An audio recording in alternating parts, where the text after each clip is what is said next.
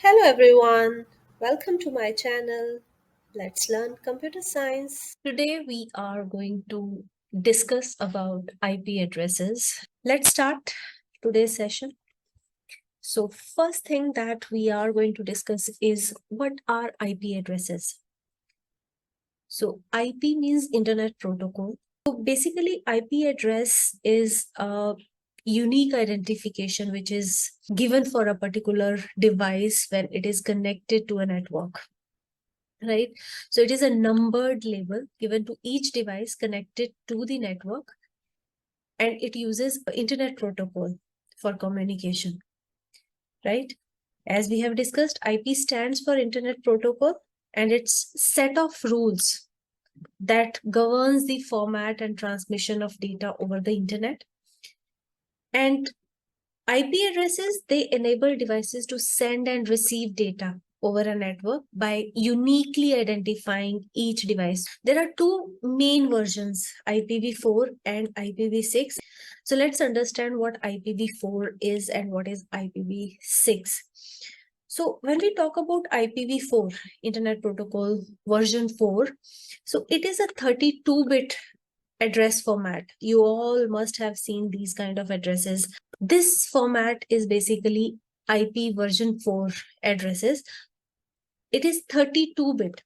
So basically it is in binary, and here this format is in decimal. We write it in decimal. However, when we convert this in binary, this becomes 32-bit.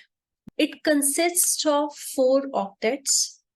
Octet means set of numbers separated by dots, and we talk about 4 octets in binary. So 8 bits dot 8 bits in binary dot 8 bits dot 8 bits, and in decimal it becomes 3 numbers, 3 numbers, 3 numbers, and 3 numbers. IPv4 is 4th version of Internet Protocol and is most widely used version till now. Each set of numbers known as an octet can range from 0 to 255. So this one 0 to 255, this again 0 to 255, this also 0 to 255, and this also 0 to 255, right? So it can represent a total of about 4.3 billion unique addresses, 255 into 255 into 255 into 255, which is 4.3 billion unique addresses. So that many devices can be connected to the internet at the same time. Now, this is IPv4, and this is one example. You must have seen many other examples, or you can create your own examples where each address, each group can start from 0 and go till 255. So another example you can write is 255.255.255.0 or any other logical example. Then we have Internet Protocol version 6. So this is a 128-bit address. So if there is a question like differentiate between IPv4 and IPv6, so you can always write that this is a 32-bit address format and this one is 128-bit address format.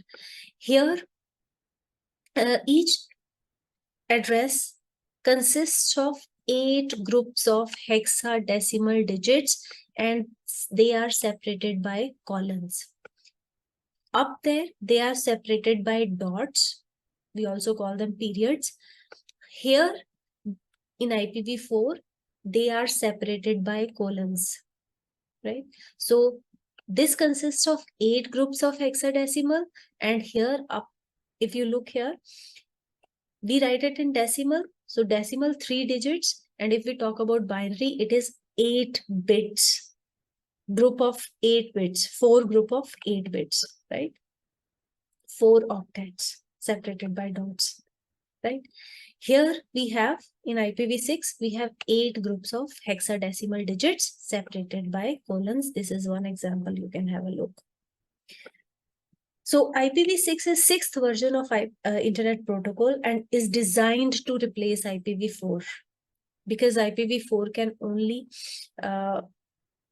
create up to 4.3 billion unique addresses.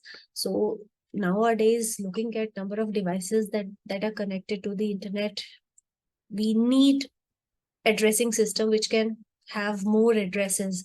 So using IPv4, we can create almost unlimited number of unique addresses. Right? In IPv6, there is no need of network address translation. However, in IPv4, like if we talk about private addresses, their network address translation is required, right? Then IPv6 removes risk of private IP address collisions, has built-in authentication, and allows for more efficient routing. This is a valid example, right? Now, there are compression of these addresses possible to shorten them. To make them short, we have compression rules for IPv6 addresses. So here what we do, if, for example, if we have this address, right? So we can remove all the leading zeros here. Like here with 4, 5, we have 0, 0 written. Along with 1, 0 also there is leading zeros. Here also leading zeros. Here also we have 3 leading zeros. Here also we have 2 leading zeros. However, there are trailing zeros. We cannot remove trailing zeros. However, we can remove leading zeros.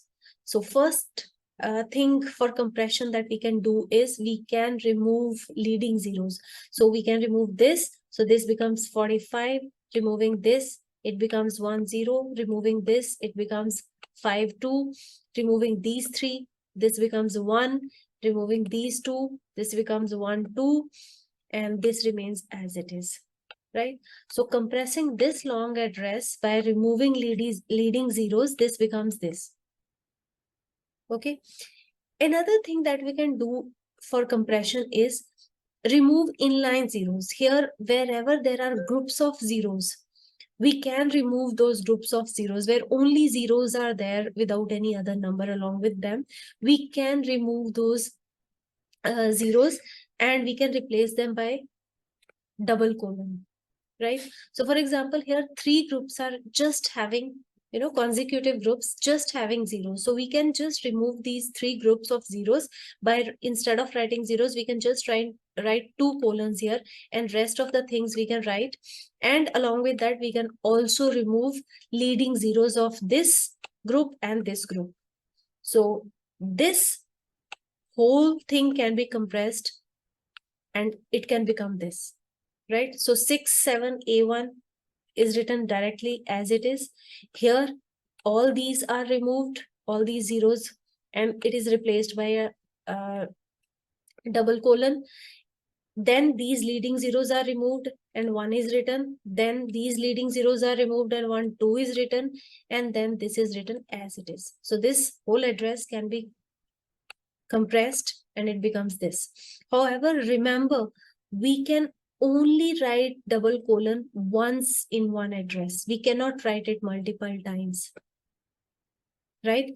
Also, we can use this double colon anywhere in the address, in the start, in the middle, or in the end. So if you have leading zeros in the start, you can put a double colon in the start, right? And also in some other address, if you have them in the end, you can do that in the end as well. But remember, this can only be done once. You can't put a double colon in one address, right? So only one, if you have consecutive zeros, group of consecutive zeros at 2 places or 3 places, you can only remove one group, but not all.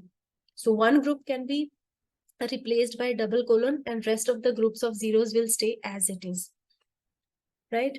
So that's how we compress addresses. So this is also a valid address. So this is a short form, however, is a valid address, right? Then we need some system in place so that the existing IPv4 addresses, they can be mapped to the IPv6 addresses. So if we have this IPv4 address, right? So what is the method to map them to IPv6 addresses? So very simple method. See, we know that this is 32-bit long. We have just learned it here. that IPv4 is 32-bit long and IPv6 is 128-bit long. So method here is very simple, that last 32 bits, they will be converted and put it in IPv6, but what to do with the initial bits? So for initial 80 bits, what we do, we just put a 0 for first 80 bits, right? So first 80 bits, they are just written as 0, right? So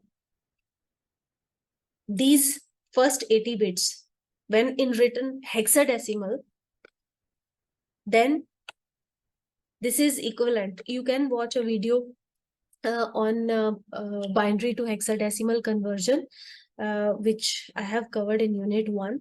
So how to do that you can watch in that video. However, first 80 bits, when in written hexadecimal, they are equivalent to this, and then when we compress it, it becomes this.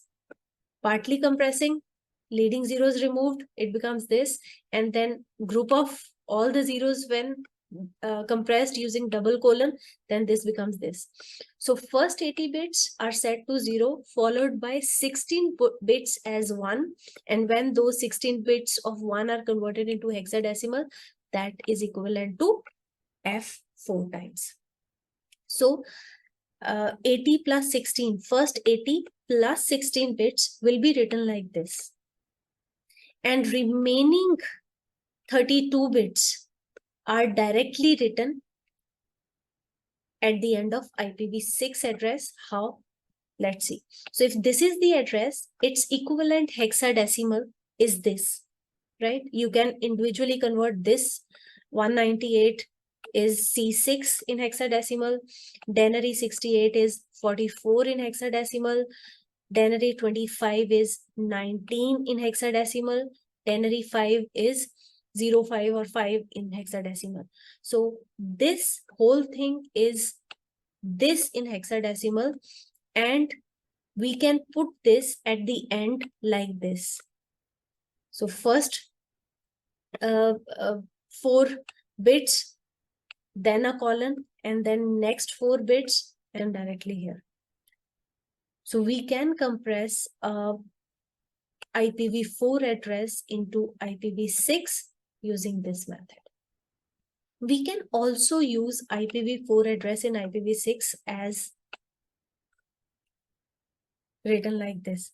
So double colon, and then we can write IPv4 address as it is here. So this is also a valid form of writing an IPv4 address in IPv6, right?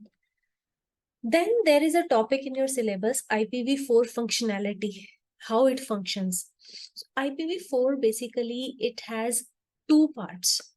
First is network identifier, which we known as net ID, and then there is a host identifier known as host ID. So network identifier, it identifies the network to which the host is connected to. So there might be a network under which we have some computers connected. So host is individual computer and network is to part of all those computers. So there is a net ID which identifies that this is the net ID for all these computers, and then there is a host ID which tells the individual computer which is connected to that network, right? So network ID, net ID, it identifies the network, and host ID, it identifies the host within the network, right? So this separation allows the initial transmission to be routed according to the net ID. So when data is to be transmitted, so firstly net ID is checked and data is sent to that particular network, and once it is reached there, then further host ID is examined so that finally it is sent to that particular host in that particular network, right? Now here in IPv4, classful addressing is used. Now what is classful addressing? Classful addressing is, there are basically some specific bit lengths used as per the classes, and there are restrictions imposed on the available number of addresses in that particular class. So these classes are So if we look here in this image, so if we look at, there are class A, then we have class B, then we have class C, and then class D and class E is reserved for, different type of work. So mainly we have to look at class A, B, and C. So class A here, it is here net ID is of 8 bits and host ID is of 24 bits. So when you have to make a large network, then you can use class A. So its range is this, where first 8 bits are used for net ID and next 24 bits are used for host ID. In class B, it is for middle sized networks where 16 bits are used for net ID and 16 bits are used for host ID.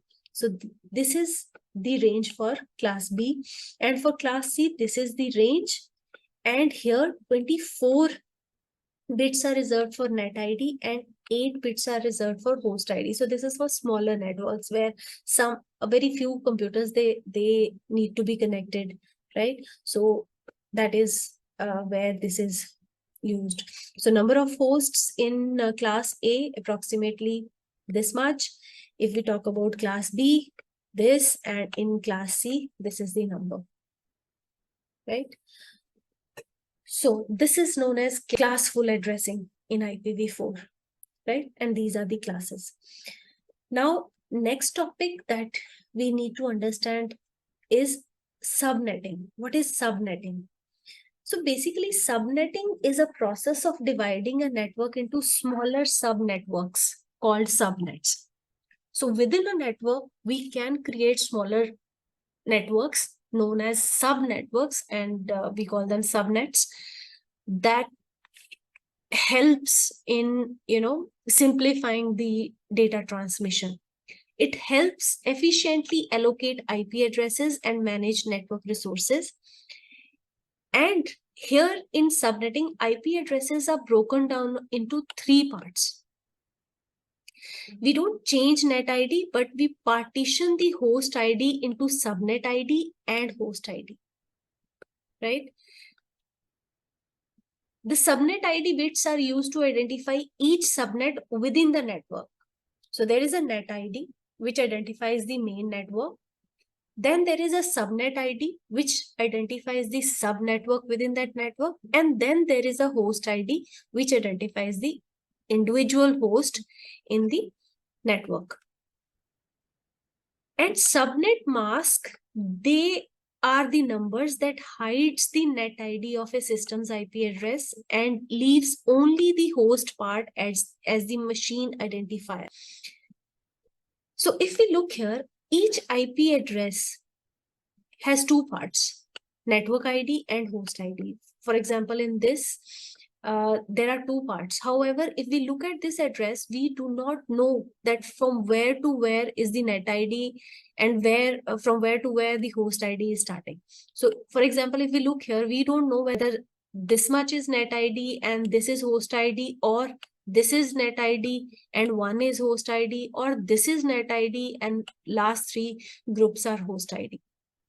So we can't identify the net ID from here or host ID from just looking at the IP address. How we can identify that? A subnet mask helps us. Subnet mask is a way of identifying the net ID and host ID portions of a address. Now, how do we do that? Let's say this IP address, which in binary, we can also write it like this. So you can watch a video on conversion from denary to binary under unit 1. It's already published.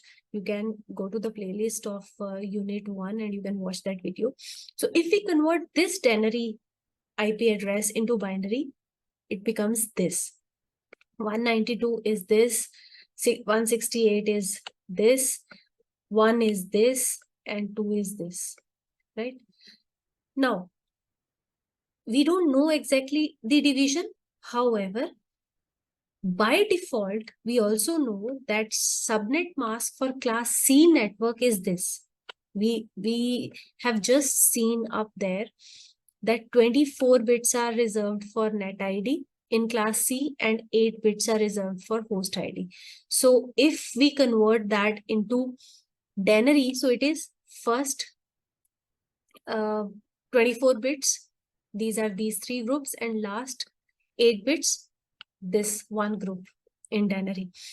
So class C network has this default subnet mask, which in binary is this, right? First 24 bits 1 and last 8 bits as 0. So host ID is uh, denoted by zeros and net ID is denoted by ones.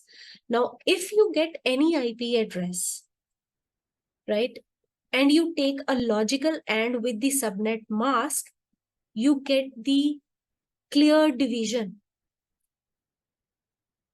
Okay, so all the host bits you'll get as 0 when you AND any IP address with the subnet mask. You get host ID as 0 and you get the exact net ID after getting a logical AND with subnet mask, right? So here host ID is converted to all zeros. So division is really clear that these bits are for net ID and these bits are for host ID. Okay.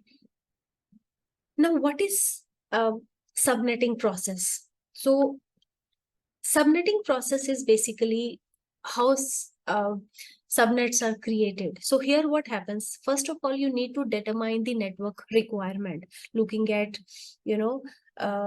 how many networks are required, number of hosts required within that network. So looking at all these requirements, you first check out what exactly is your requirement for the subnet, right? Then you choose an appropriate subnet mask. Now we have just understood up there in class full masking system that each class A, B, C, they have their default subnet masks, right? So you need to choose an appropriate subnet mask. Subnet mask basically breaks up network into smaller mini subnetworks without wasting any IP addresses, right? So choose an appropriate subnet mask. So next is calculate the subnet mask prefix length. So if we feel that class full addressing is wasting some of the host addresses, because there you have a limitation that first a few bits are reserved for network ID and then few bits are reserved for host ID. So you can use classless inter-domain routing system, CIDR, where what we do here, we use a suffix. For example, if this is the IP address, then we can put a slash and then we can write number of bits to tell that how many bits can be used for net ID.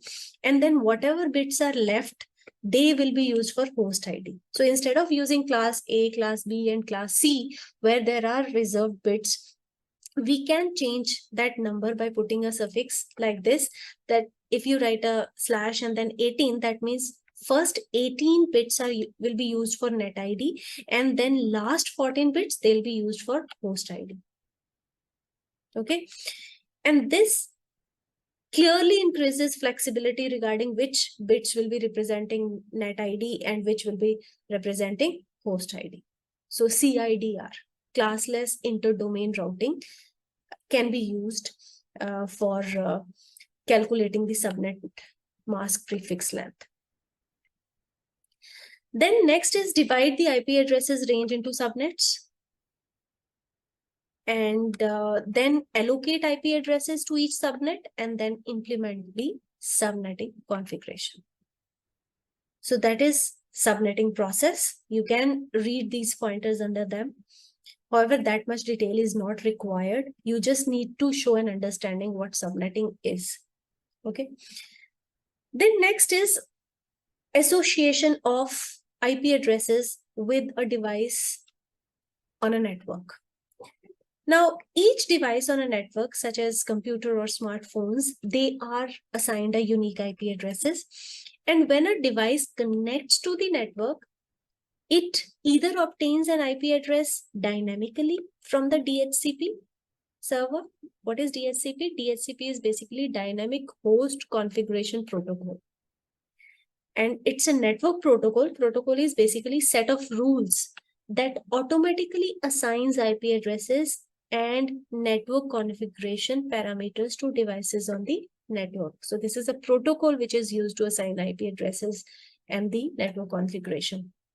So when a device connects to the network, it either obtains the IP address dynamically from the DHCP server or is manually assigned a static address.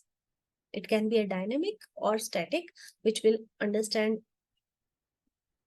in today's session. What are the differences?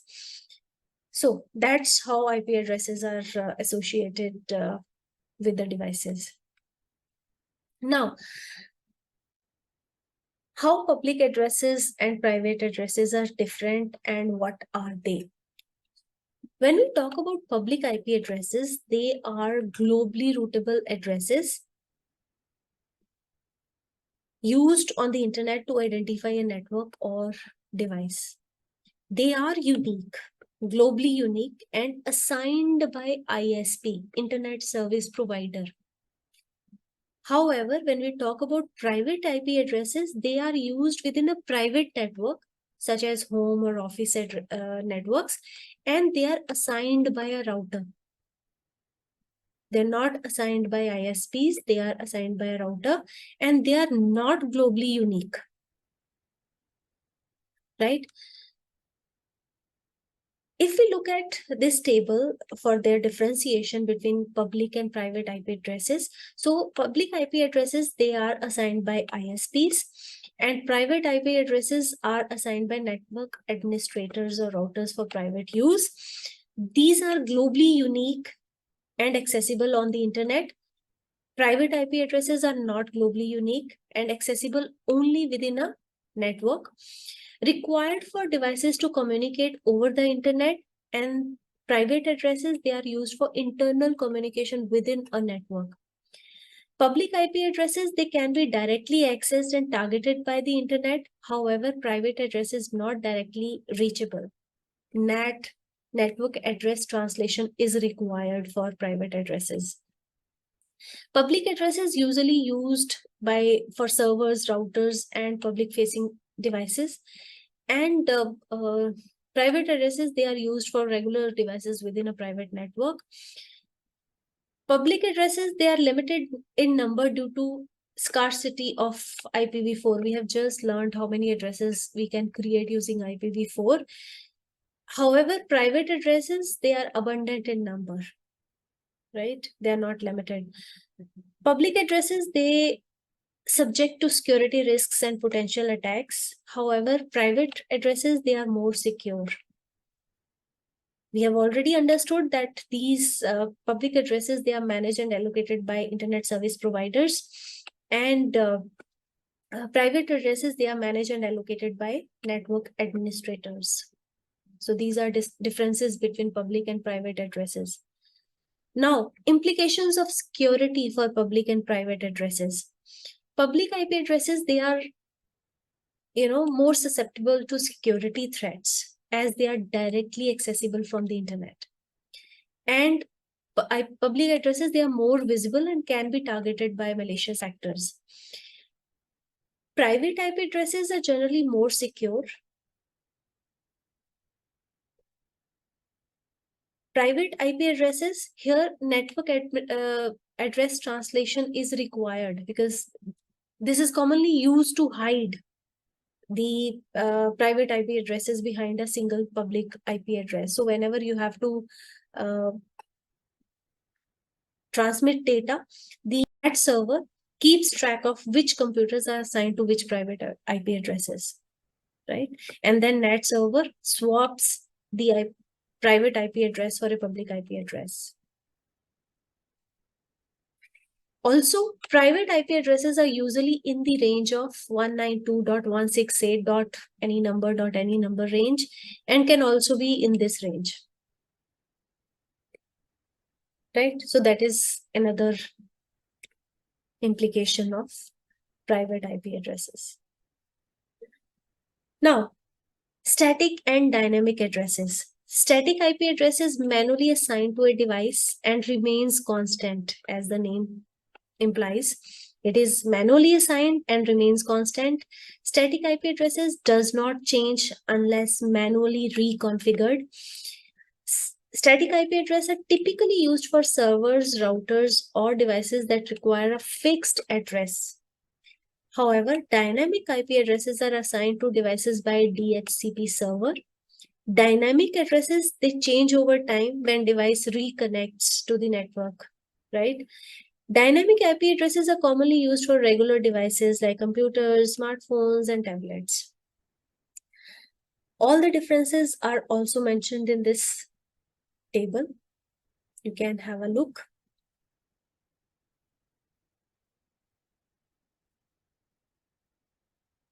Right?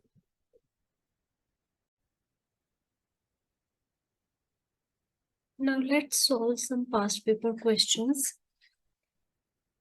The first question is, draw one line from each term to its most appropriate description. So terms are public IP address, private IP address, dynamic and static IP address. And this side some description is given.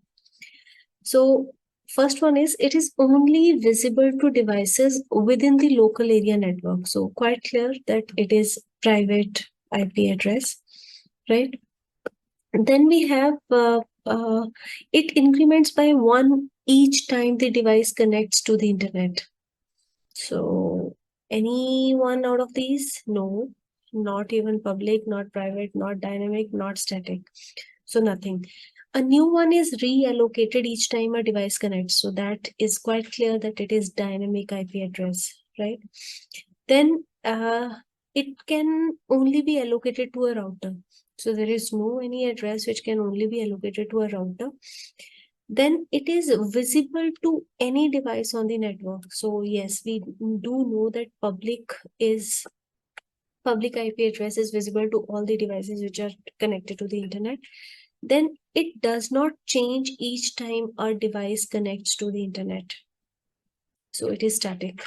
That is also quite clear. So this is static, this is dynamic, and this is private, and this is public, right?